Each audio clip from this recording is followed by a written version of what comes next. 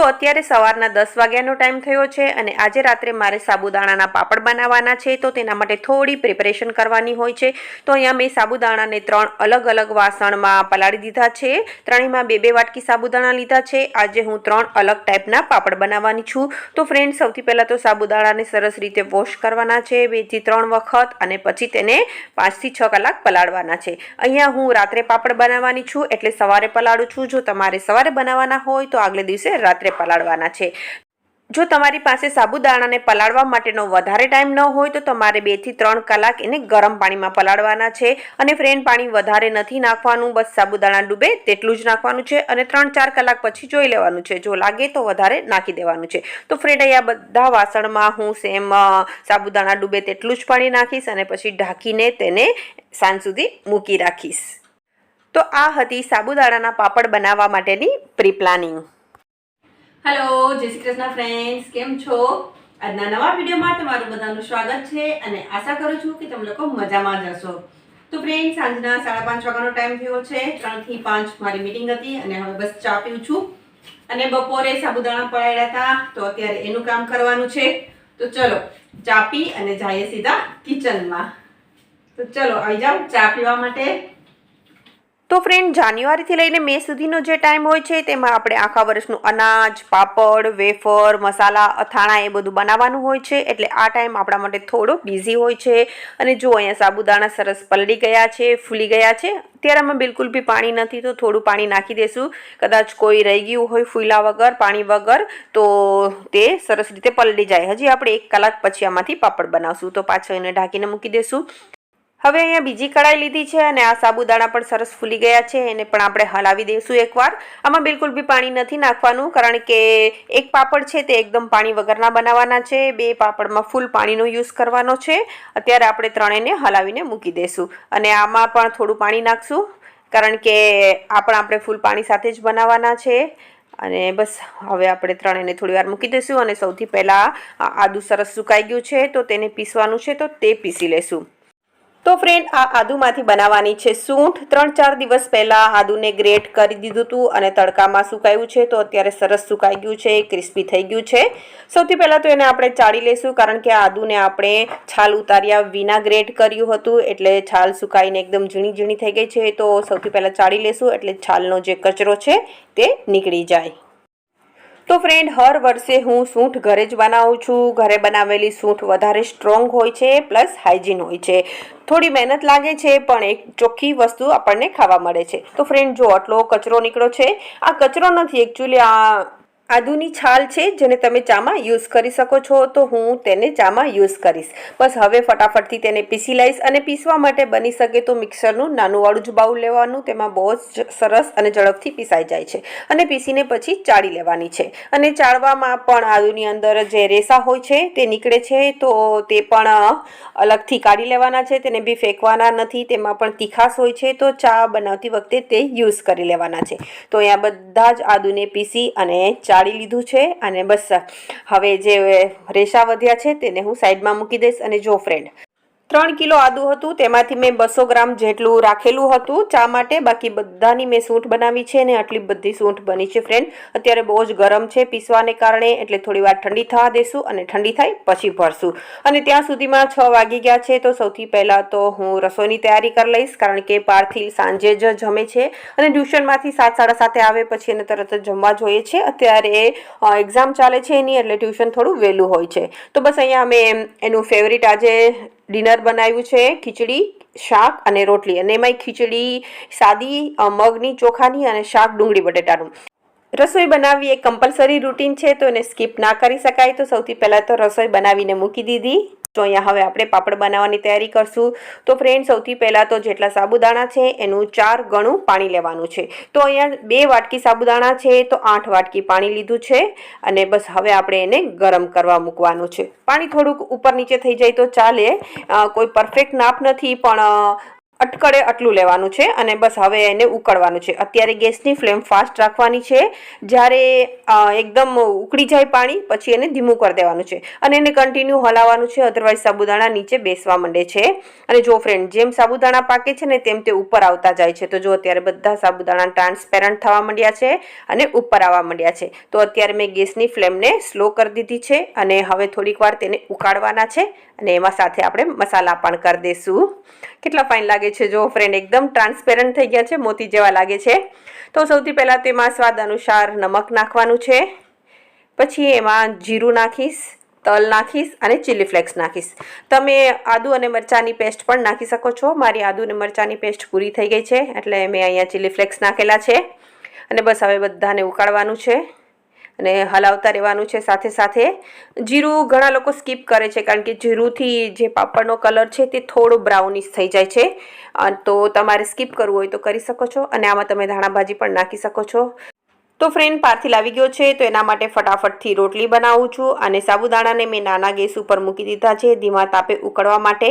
અને જો સાબુદાણામાં આવી તર જેવું લાગવા માંડે ત્યારે સમજી જાઓ કે હવે સાબુદાણા તૈયાર છે પાપડ બનાવવા માટે. તો અહીંયા મેં ગેસને બંધ કરી દીધો છે અને હવે બીજા પાપડની તૈયારી કરશું. તો આ પણ આપણે પાણીવાળા જ બનાવવાના છે અને આમાં પણ આપણે 4 ગણું જ પાણી લેવાનું છે. તો એક મોટી તપેલીમાં મેં સાબુદાણા લઈ લીધા છે અને તેમાં આપણે 8 વાટકી પાણી નાખવાનું છે.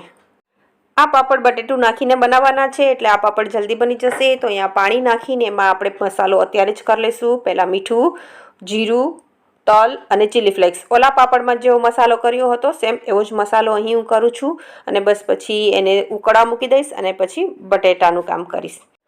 આને પણ પહેલાં ફાસ્ટ ફ્લેમ ઉપર જ થોડી વાર ગરમ કરવાનું છે, 5 થી 6 મિનિટ. અને જ્યારે ઉકળવા માંડે ત્યારે ગેસની ફ્લેમ ધીમી કરી દેવાની છે. તો ફ્રેન્ડ, અત્યારે કિચનની હાલત થોડીક ઇગ્નોર કરજો કારણ કે બહુ બધા કામ એકી સાથે થાય છે. રસોઈ પ્લસ પાપડનું અને પ્લસ કિચન નાનું છે એટલે થોડું મેસી થઈ ગયું છે. હવે અહીંયા મેં પાપડમાં નાખવા માટે 4 મીડિયમ સાઇઝના બટેટા લીધા છે. જો તમારી પાસે મોટા બટેટા હોય તો 2 જ લેવાના છે. 1 વાટકી સાબુદાણા હોય તો 1 મોટું બટેટું એનો માપ છે. અને પછી એને પીલ ઓફ કરી દેવાનું છે. છાલ ઉતારીને એને આવી રીતે છીણી લેવાનું છે. આ જે ખમણી છે તે મીડિયમ સાઇઝની છે, એકદમ બારીક નથી અને એકદમ મોટી પણ નથી. તો ફ્રેન્ડ, જો આવી રીતે એને બારીક છીણી લેવાનું છે અને બસ પછી એને સરસ રીતે વોશ કરી નાખવાનું છે 3 થી 4 વખત. તો અહીંયા બટેટા તૈયાર છે. હવે સાબુદાણાને ચેક કરી લઈએ. તો સાબુદાણા પણ સરસ ટ્રાન્સપેરન્ટ થઈ ગયા છે, ઉપર આવી ગયા છે. તો હવે અહીંયા ગેસની ફ્લેમ ધીમી કરી દઈશું અને એમાં બટેટા નાખવાના છે. અને બટેટા નાખીને 4 થી 5 મિનિટ ઉકાળવાનું છે. અને બટેટા પાકી જાય પછી ગેસની ફ્લેમ બંધ કરી દેવાની છે અને ઠંડુ થાય પછી એને પીસી લેવાનું છે અને પછી એમાંથી પાપડ બનાવવાના છે. તમે ના પીસો તો બી ચાલે, એમને પાપડ બનાવી શકો છો. પણ એમાં બટેટાની નાની નાની ચિપ્સ થોડી થોડી દેખાય છે એટલે હું અહીંયા પીસીને બનાવું છું. તો ફ્રેન્ડ, બહુ જ ઇઝી છે અને બહુ જ જલ્દીથી બની જાય છે. ઘણા લોકો આને ચમચા પણ કહે છે કારણ કે તેને ચમચાથી બનાવવામાં આવે છે. અને ફ્રેન્ડ, જો આની થિકનેસ ઘણી એવી સારી થઈ ગઈ છે બટેટા નાખવા પછી. હવે આપણે આને બંધ કરી દઈશું ગેસને અને આને ઠંડુ થવા દઈશું અને પછી ઠંડુ થાય એટલે આને પીસશું.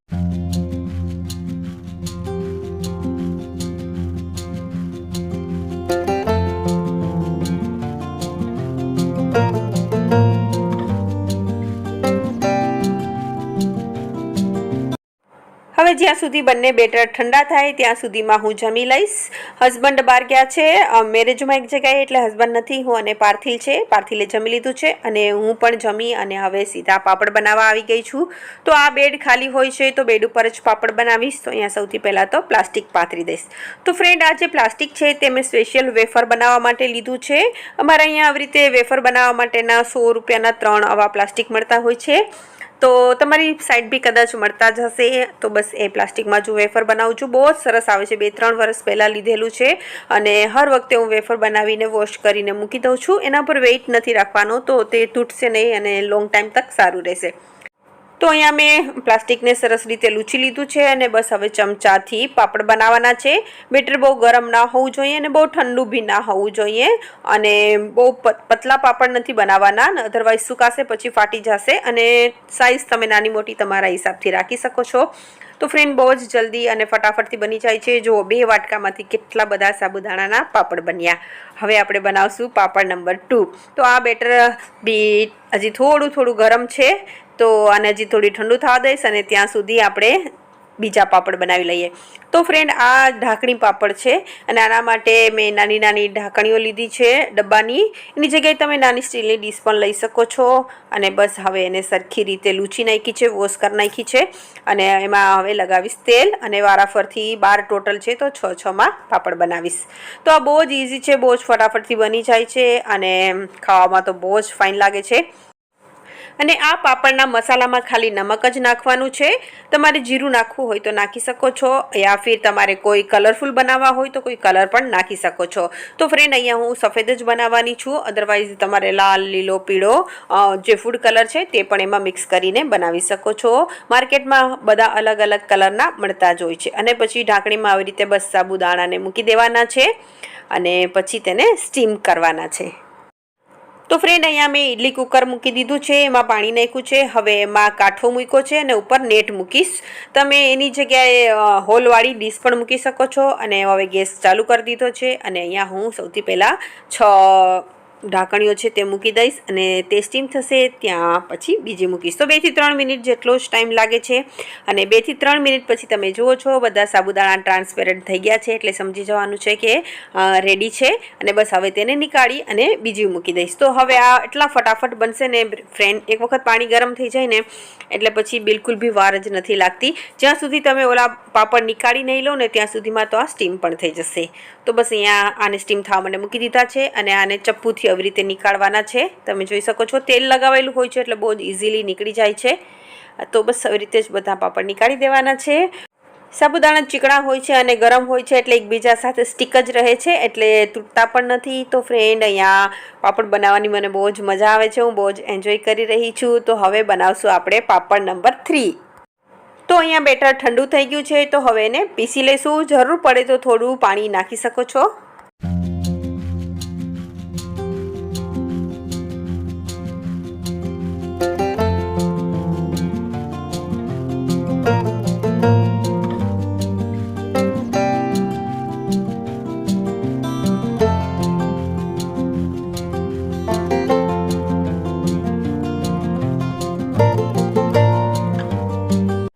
તો ફ્રેન્ડ બેટર તૈયાર છે અને કન્સિસ્ટન્સી પણ પરફેક્ટ છે.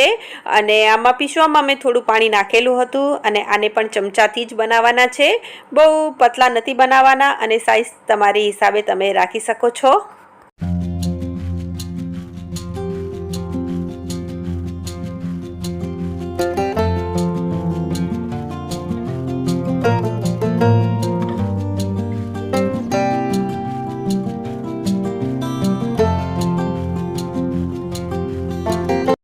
તો ફ્રેન્ડ ફાઇનલી પાપડ બની ગયા છે અને હવે કિચનની હાલત તમે જોઈ શકો છો. બહુ જ બધા વાસણો છે, તો હવે તેને ક્લીન કરવાનો ટાઈમ છે.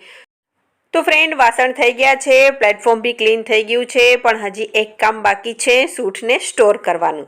તો સૂંઠ ઠંડી થઈ ગઈ છે તો હવે તેને સ્ટોર કરી દઈશું. તો અહીંયા મેં કાચની બોટલ લીધી છે, સવારે થોડી વાર તડકામાં મૂકી દીધી હતી અને બસ હવે તેમાં સૂંઠને સ્ટોર કરીશ. તો કોઈ પણ પાવડર ફોર્મમાં વસ્તુ આપણે સ્ટોર કરીએ તો તેને દબાવીને સ્ટોર કરવાની છે, એટલે તે લાંબો સમય સુધી ફ્રેશ રહે છે, બગડતી નથી. કારણ કે કોઈ પણ વસ્તુ હવા લાગવાથી બગડી જાય છે, તો આમાં બિલકુલ બી હવાનો ભાગ ન હોવો જોઈએ અને એનું ઢક્કન છે તે પણ એરટાઇટ હોવું જોઈએ.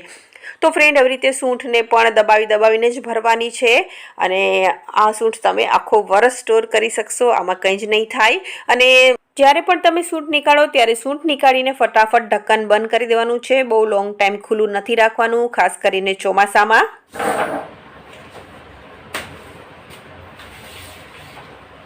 તો ચલો ફ્રેન્ડ્સ, સૂંઠ તૈયાર છે અને પાપડ પણ 1-2 દિવસમાં સુકાઈ જશે. તો આજનો વિડીયો અહીં પૂરો કરું છું. ફરી પાછા મળીશું નવા વિડીયોમાં નવી સ્ટોરી સાથે. ત્યાં સુધી bye, take care, thank you. Video પસંદ આવ્યો હોય તો લાઈક કરજો, કમેન્ટ કરજો અને ચેનલ પર નવા હોય તો ચેનલને સબસ્ક્રાઈબ કરજો.